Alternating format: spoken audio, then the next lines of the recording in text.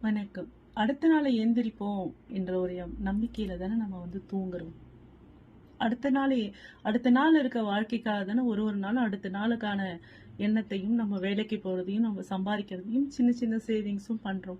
So அப்ப அடுத்த நாளுக்கு உள்ள அந்த நம்பிக்கை உங்களுக்கு வருங்காலத்துக்கு நம்ம ஜெயிப்போம்னு ஏன் வர மாட்டேங்குது? ஏன் ஏன் தோண்ட போறீங்க? கடவுள் எப்பயுமே என்ன தெரியுமாங்க? நம்ம நிறைய வந்து உங்களுக்கு ஒண்ணு பெருசா குடுக்குறாருன்னா, ஃபர்ஸ்ட் உங்க கூட இருக்கிற உங்களோட யாரெல்லாம் உங்களுக்கு ரொம்ப பிடிச்சிருக்கோ அவங்கள தாங்க கொண்டு எடுப்பாரு. ஏன்னா அவரு உங்களுக்கு டெஸ்ட் வைக்கிறாரு. புரியுதுங்களா? நீங்க எந்த அளவுக்கு பொறுமையா இருக்கீங்கன்னு பாக்குறாரு.